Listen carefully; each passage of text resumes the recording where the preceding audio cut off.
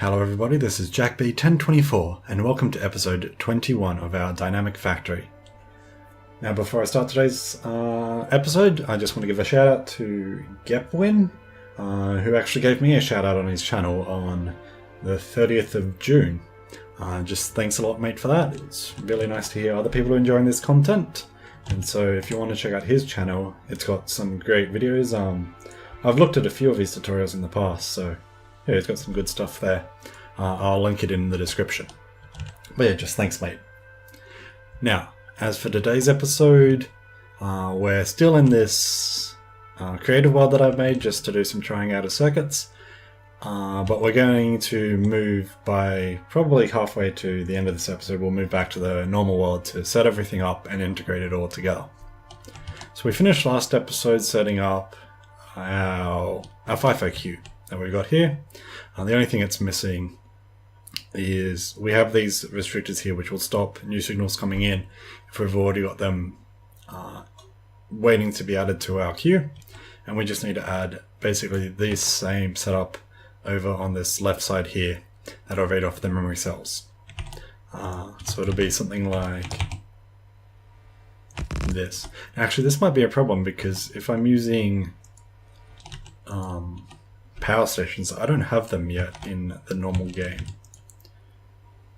So I might need to restructure how this works exactly so that it'll actually fit with medium electric poles. I only just thought of that. But yeah, we'll just have something like this. Where's our output of our memory? It goes into there. You change it to a value of 1. Let's see if we can connect that straight across. Yeah, we can. And this will just be the same system. Good, they're all set up fine. And let's just get that. Perfect. And you just connect all the outputs together. And we'll have a bit of circuitry to take those outputs and correctly add them to this green line over here. But we'll deal with that in a bit when we're integrating this all together. Now, 2 episodes ago we made this station circuit here that would send off the signals for the stations requesting or stating that they had items that could be picked up. And this was changed, if you remember. We added, or we planned to add, let's see, yep, this one. We planned to add a green line over here that would store each signal that we were sending from this station, and we were going to use that to divide it and fix up that bug that I had there. And I also wanted to neaten up the layout of it a bit. And so I've done that between the episodes, and here is the result. So we've got this circuit here. It's actually a lot larger than the other one. I think the other one was, let's just quickly, it's about 24 decider combinators and 30 arithmetic. And the new one is, so it's about the same number of deciders, still 23, but it's now got 46 arithmetic combinators. But that's just mostly 1 tick delays. Now the way this is laid out is that each row can only take inputs from the row on the left.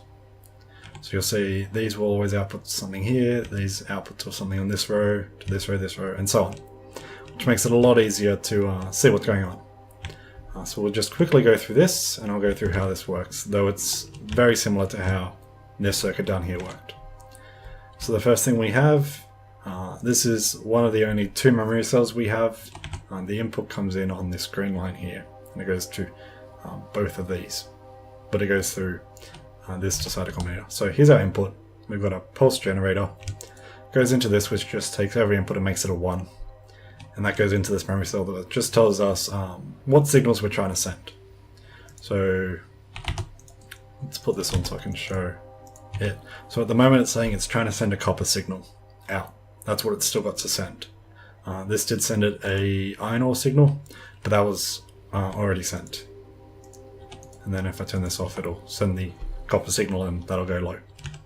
So this is just telling us what signals are in somewhere in this circuit to be sent. Now this is the main sending starting position. It's based off this combinator down here.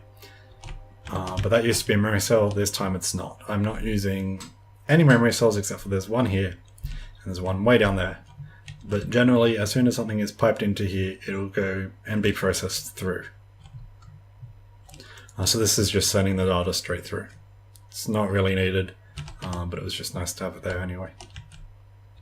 And it kind of works more like a diode now to send stuff onto the main red line. So it goes out to the main red line. It also goes to this one on the same red line, and this goes into a multi-tick delay. That's like 6 ticks.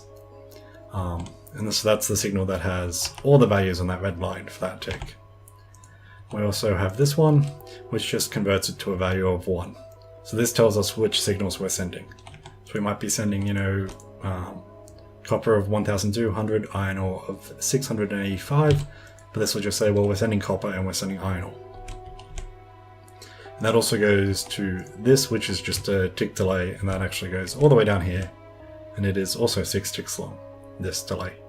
Though I think, yeah, they're all adding. So that's fine. Now out of this one, that goes into the green line. So this is the new part that I mentioned yesterday, where we've got this new shaded line here. So we get 1 for every signal that we're sending, and we send that out onto the green line. Now via the red output, we send it over here as well, so that we can know what signals we're sending, and this is what signals everyone's sending out of this line. So we get the signals we're sending, and we multiply them by -2 billion, and we output it. Now, because we're not going to have 2 billion stations,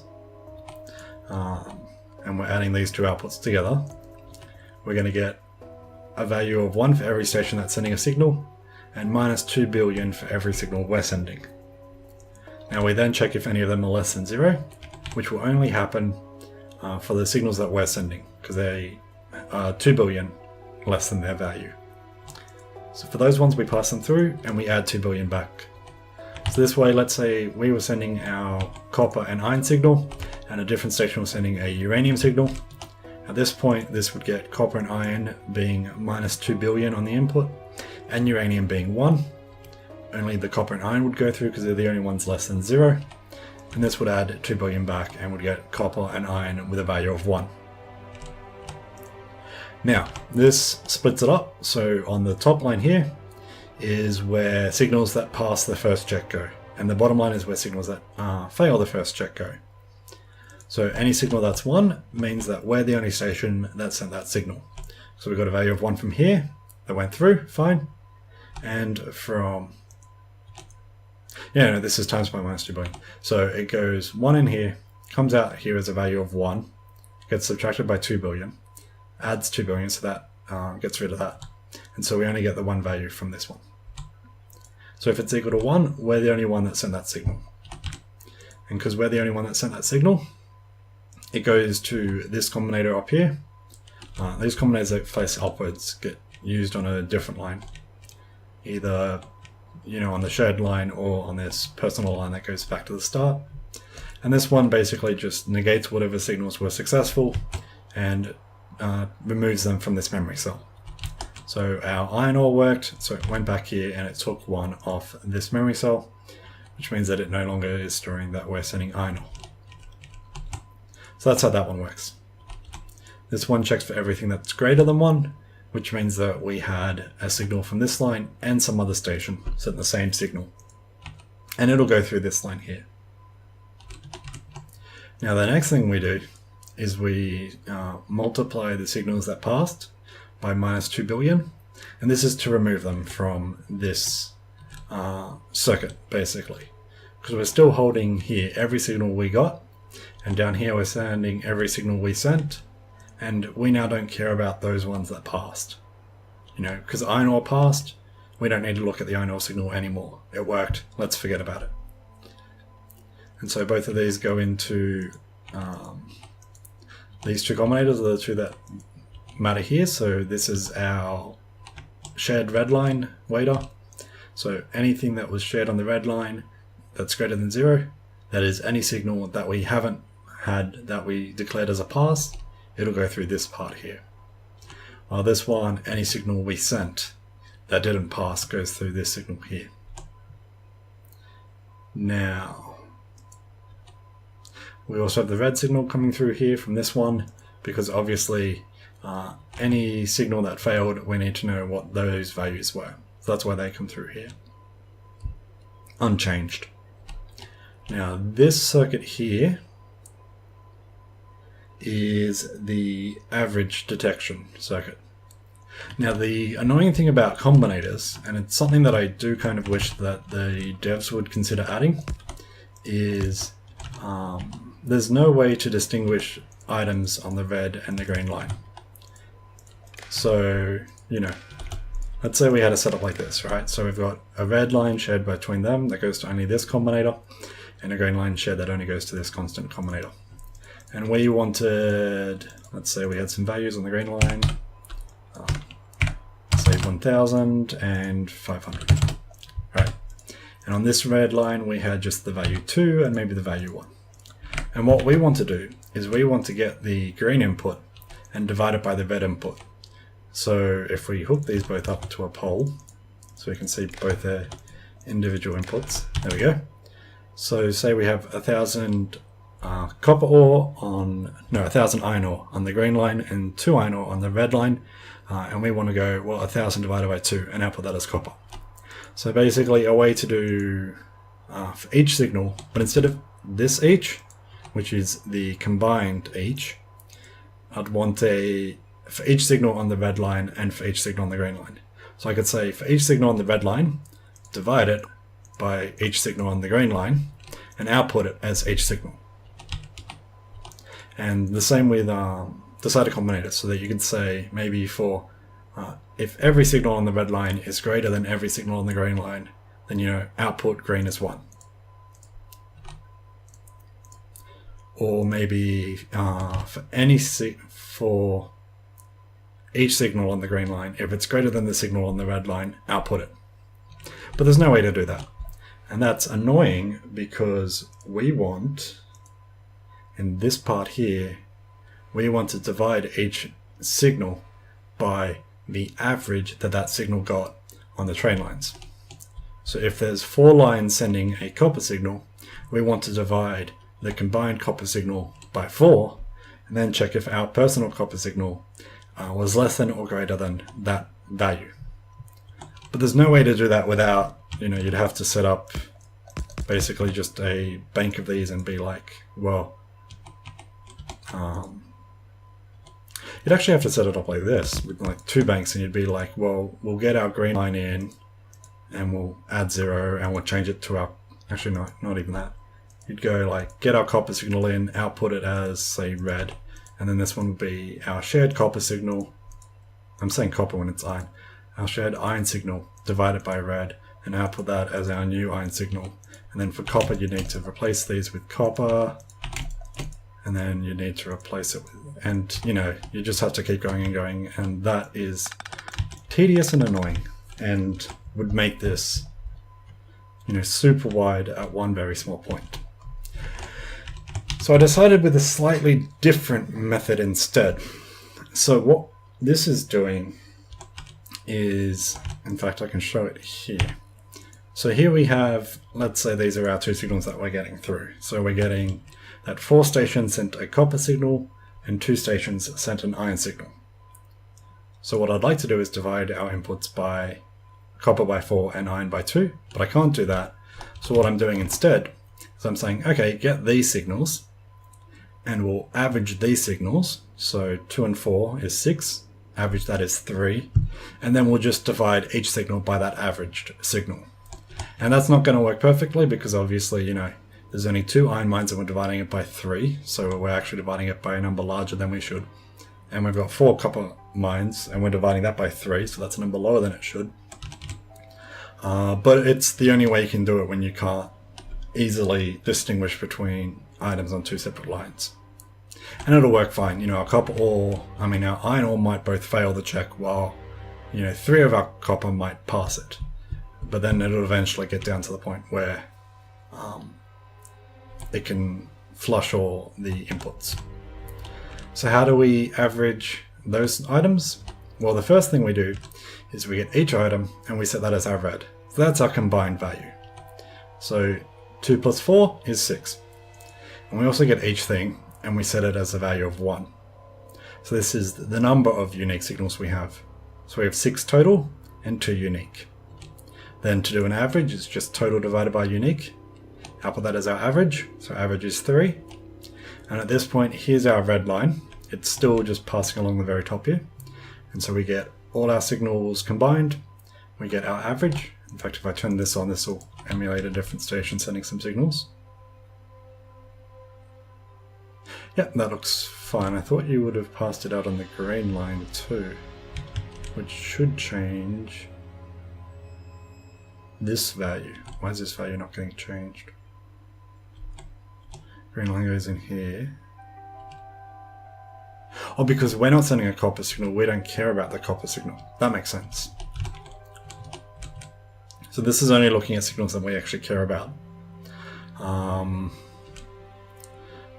Cool, that works fine. So we're getting each signal and we're going to divide it by the average and output it. So we're getting our copper value and we're dividing it by 3. That gives us our copper output. And of course our red signal is also an input, and we're doing this for each. So we're getting our red signal, we're dividing it by our red signal, and that's going to always output 1. Now that's an issue because we don't want that red signal tainting the rest of our line. So what we do is we check, have we got a red signal? Because we only have a red signal if this is outputting a value here. If each of these added up does not equal anything, our red signal is 0. So if we have a red signal, make it 1, and then we multiply that by -1 just to get rid of it. But that's obviously going to have a tick delay, so we do some more processing instead of just waiting.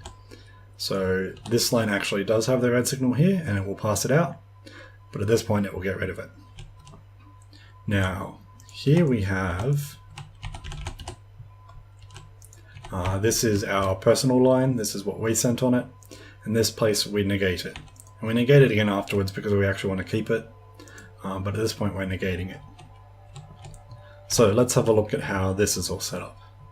So out of this we get our averages, and what we're doing is we're going for each thing on the average that's greater than 0, output it as a value of 1 here, and that should be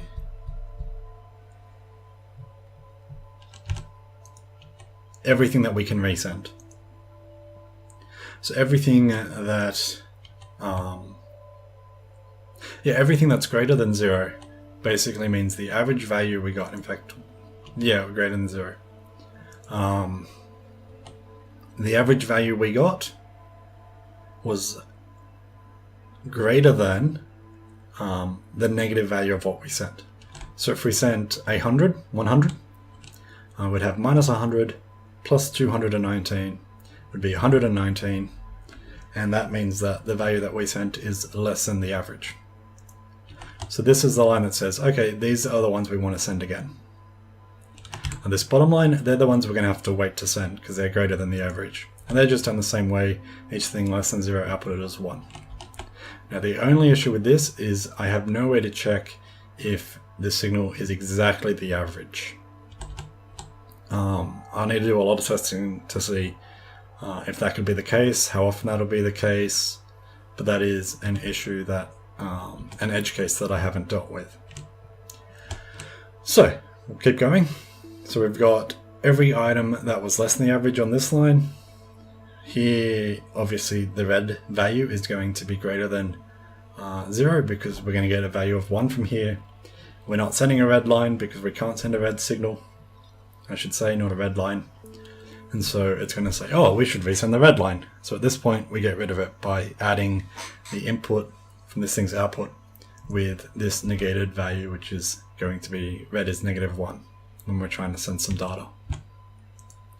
At this point, we multiply everything by minus 2 billion.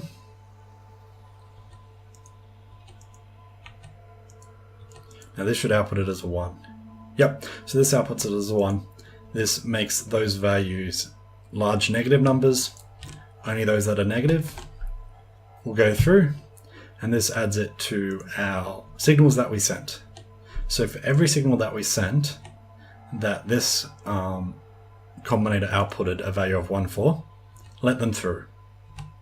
And this is the same down here. So make these ones negative and let those through.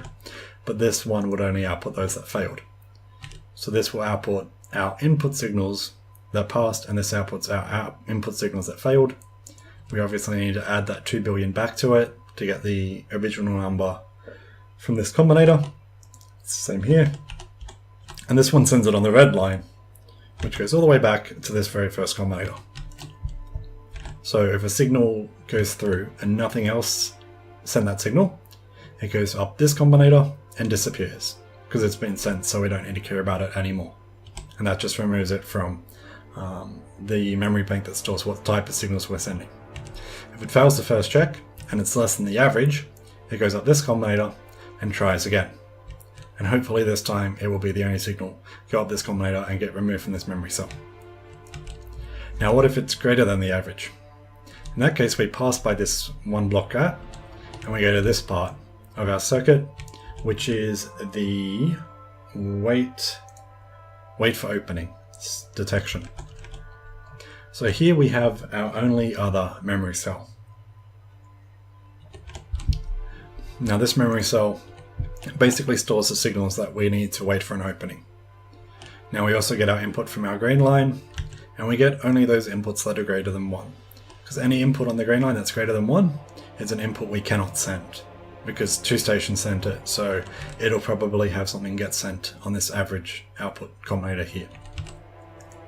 Then we multiply all these signals that we're not allowed to send by minus 2 billion, and we do the same thing where only those that this time are greater than 0, so that is only signals that we're allowed to send get passed through. So this should be outputting copper ore as 1. This will make it negative 2 billion, and that means that we're never going to send a copper ore signal, because on this green line we're saying 2 stations are sending us a copper ore signal. Now from this point it gets a little bit complex, and we do slightly break the rule of each combinator requires its inputs to come from the left and outputs to the right. But that's okay, because of how this works.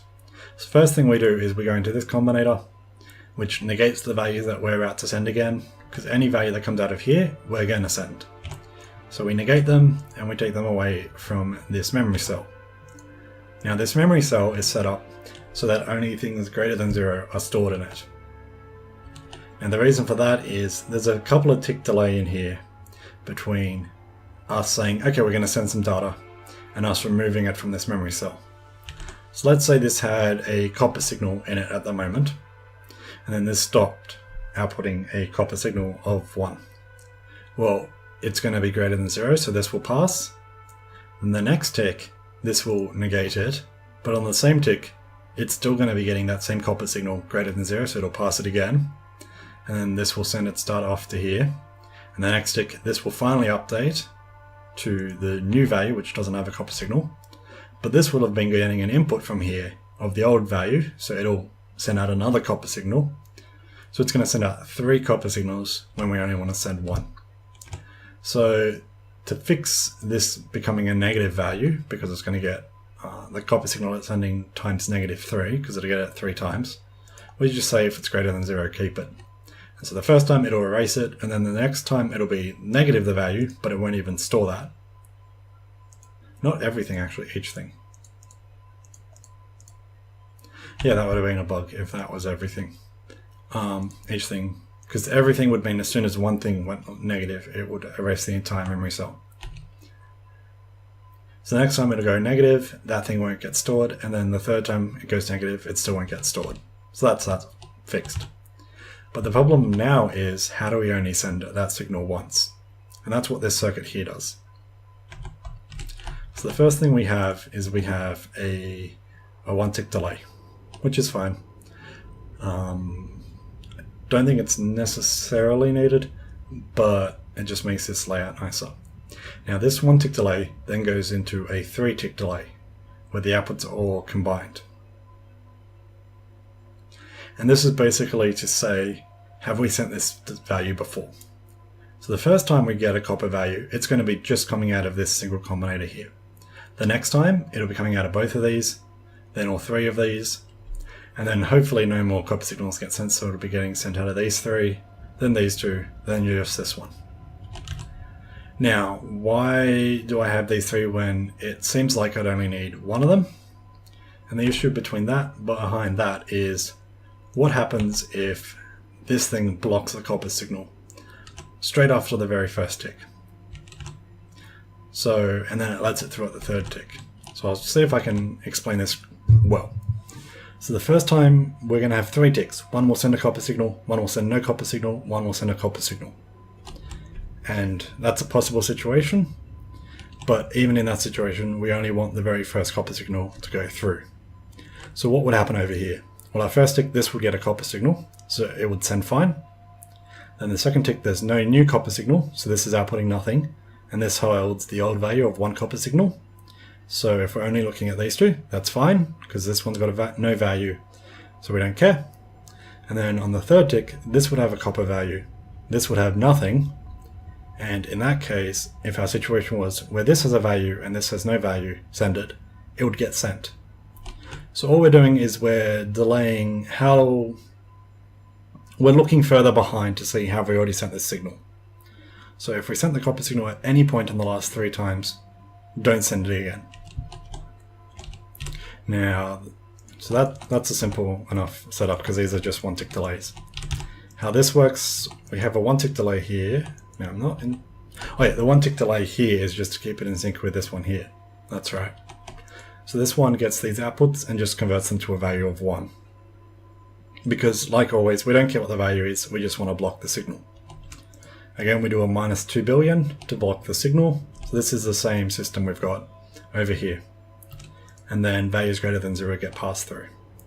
So this will have, on the very first tick, this will have a copper signal, this will have nothing. So this will output a copper signal, this will output nothing. This will let it through, this will block nothing, and it'll get through here.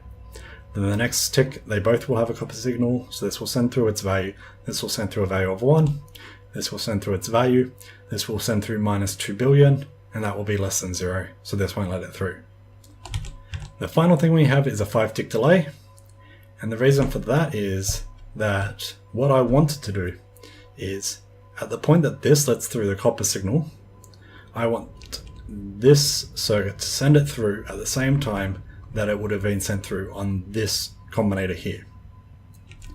And the reason behind that is we're checking that this value is 1 or less. So that is either only 1 station sent it or no station sent it. Now, if 1 or no station sent it, how this circuit will go is it will continue on to this check here, where it would normally resend it if it was below the average. But we've ignored this value because we know that it's sent successfully. So we can guarantee that every station that sent a signal will not have sent that signal on this line here from this combinator, because we know that every station that sent the signal, of which there was only 1 or 0, knew it weren't through successfully and so stopped it at about this point here.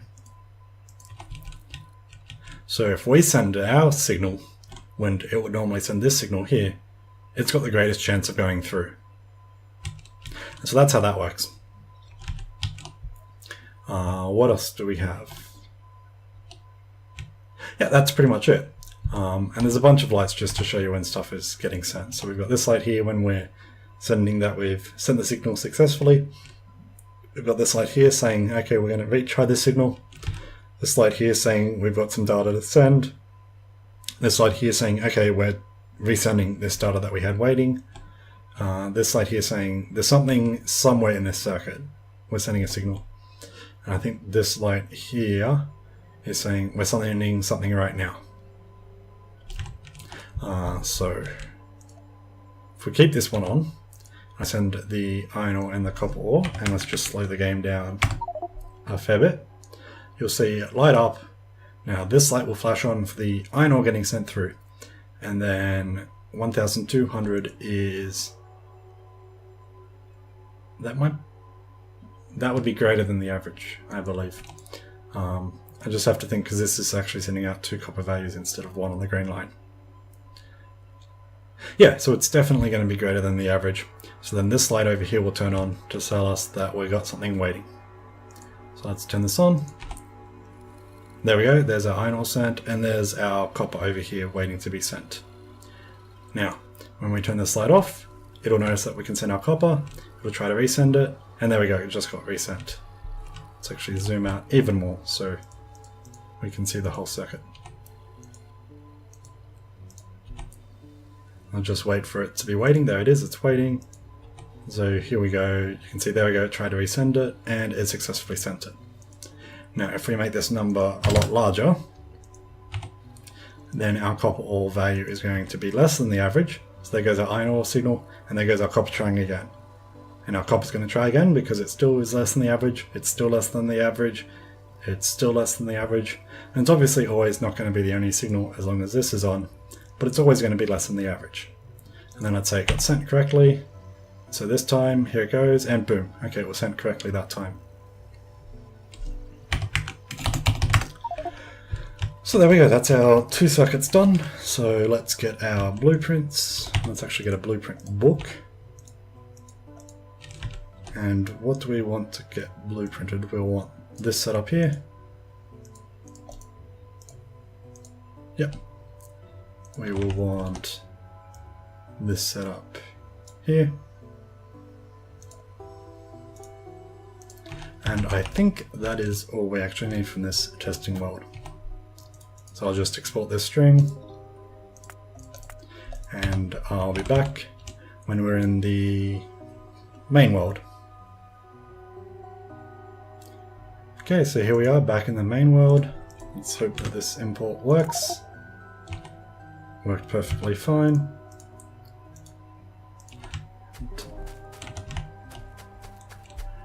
Let's see how we'll set up this whole system. Now, I don't think any of this system is needed anymore. Yeah, because this was our system that we made at episode, what would it have been? 18 part 2, I think, was the number that I gave it. But now we're using 2 FIFO queues instead of reading this. So we can just get rid of probably all of this. This will probably be the part where I realized there was something that I made here that I needed to keep. But we'll get rid of it for the moment. Do I have any lights? Yep. Put a light there. And robots in the normal world are so much slower when they don't have all the speed upgrades. Let's look for research we can do. Have to actually start remembering. Yeah, we do have red and green science working fine. Iron ore should be... yeah, iron plates are getting delivered fine. Okay. Let's do any research that's important. I'll get some more mining efficiency.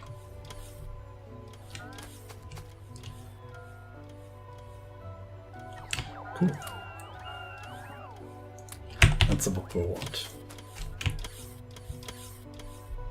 Where's my... did I take it out of there? Yeah, I did.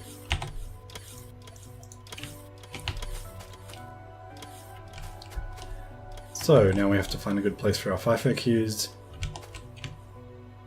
So I'm going to place it, I think, here. That should give me plenty of room to the south to do everything I need to do to get it working fine. Now, where's our train at? Train. This one. What are you doing? Unloading iron. Okay. No worries, we'll go with our car.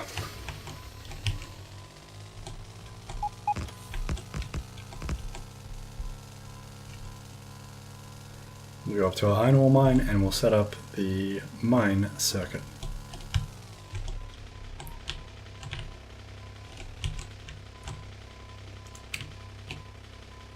We've got to find a nice place for it. So I think a nice place for it will be just... can we turn it around? Now I'll keep it this way so that it's always the same direction.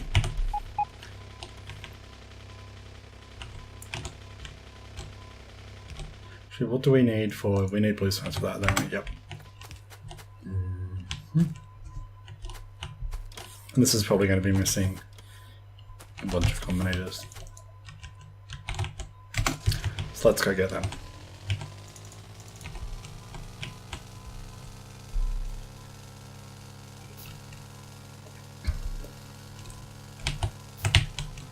And not run into our FIFO queue. And check how we're going for time. And get annoyed by trees. So what are we at? We're at 40 minutes in, almost.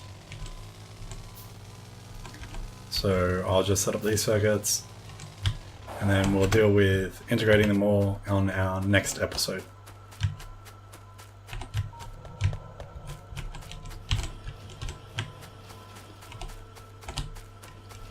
Yep.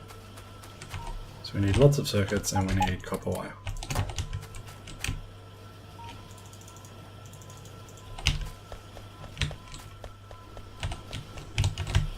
In fact, let's just grab, there we go.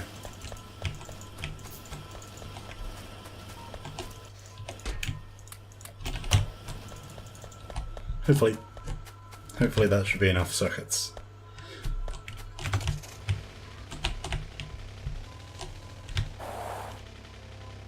Oh, you're out of a logistics network, that's why you're flashing.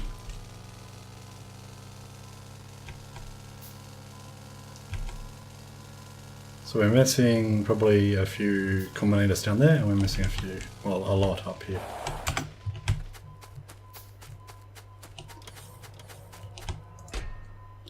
Yep, passive provider, put that in, that in, that in, that in.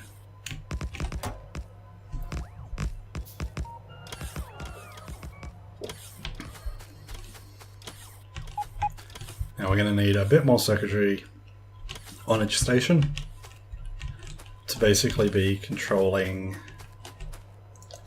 Why is this? It's weird.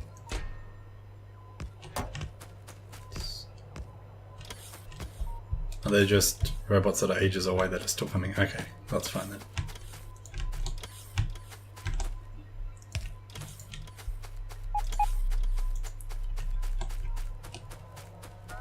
Get rid of all of these so that we don't have the electricity grid shading where they're going to be built when they're not actually going to be built. Is no robot coming to pick up this rock?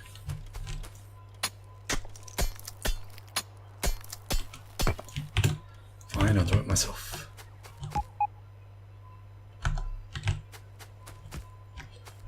Okay, you don't have power, and there we go. I think that's everything now with power.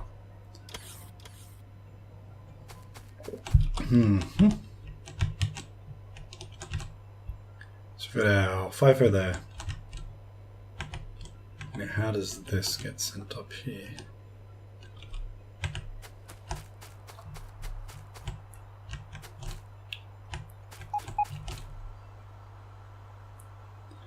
So this is our old network that we used to have. Actually, I wanted to keep that one there.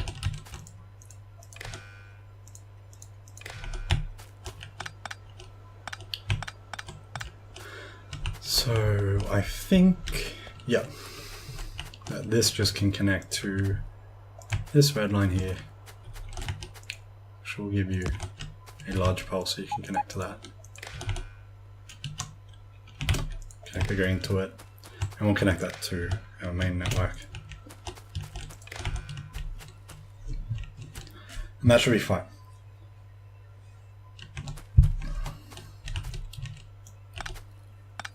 Now to have this correctly send some data on the network, I'm going to make a very quick SR latch.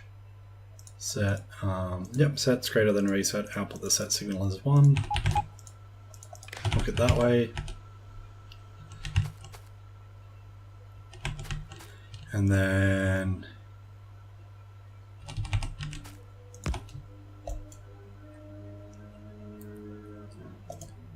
our set signal is not set. Outputs, iron count,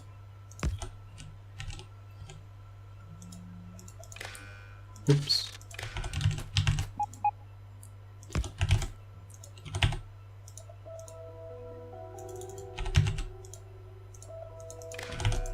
Have that go into this. If we're outputting an iron count, output the set signal. I'll click on the red line. And we'll also have a pulse generator.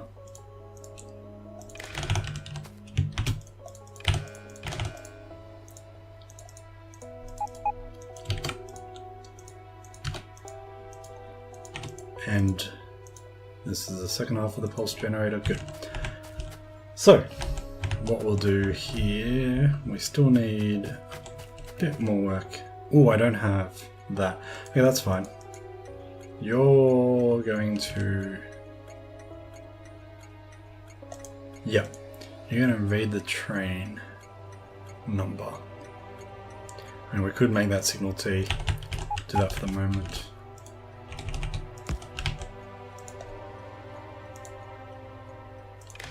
Cool.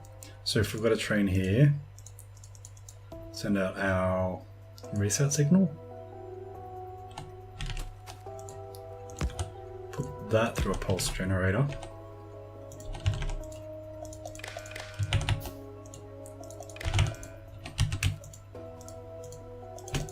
Yep, good. And then that can go to that as well.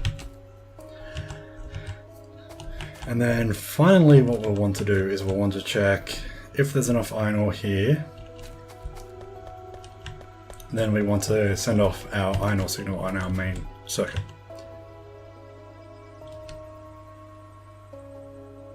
So, yep, we'll do a cider combinator.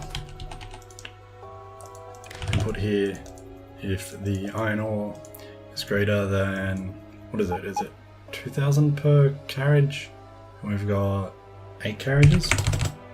Or is it 6 carriages? I think it's 6 carriages. It's been quite a while.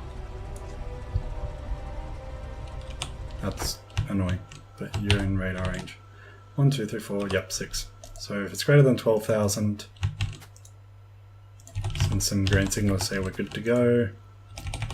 And then I'll just put that into a constant combinator for the moment. That'll get automated. And we'll say if we've got a green signal, so we're good to go, then send out our iron ore value. And our iron ore value, what will it be? So it is, let's get a calculator up. Boom.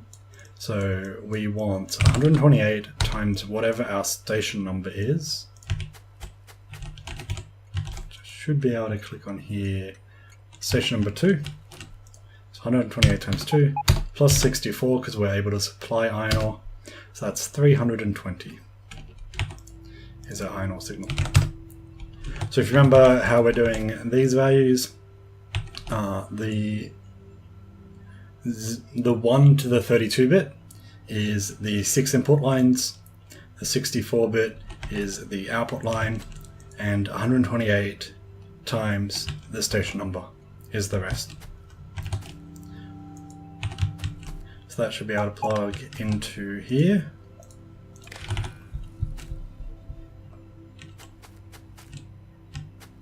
It seems like it wants to send a signal, but it hasn't sent it. But then I don't see it anywhere in the circuit. We're missing a line, aren't we? Doesn't look like we are. Just disconnect that so we can reset it. Good, you're set up fine.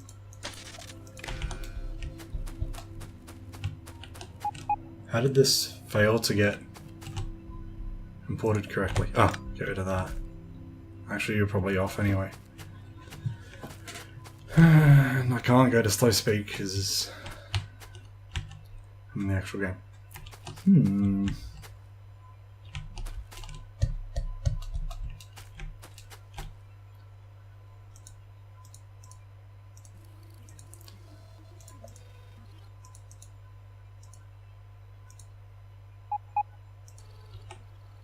That reset it? No, it didn't. I was hoping that would reset it.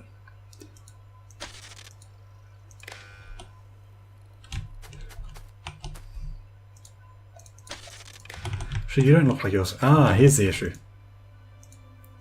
I never connected that to the sunlight. Basic issue, simple enough to fix. So we'll disconnect that and that. And now we can send it again. And this time we should see that it thinks it got successfully sent, even though it went nowhere. Oop. Okay, I have to connect it to that one. Yeah, I saw this one here flash. So I thought it was successfully sent. Which is good, that means our mine works. So how is our mine set up to send that signal and send it all correctly? So we've got an SR latch. So this thing, once it's set, and it's got a reset, so it's got a set line and a reset line. And once you set it, it'll stay set until you reset it, and then it stays reset until you set it. And so we'll set it whenever we've sent a signal off to call a train to this station, and we reset it whenever a train has just left this station.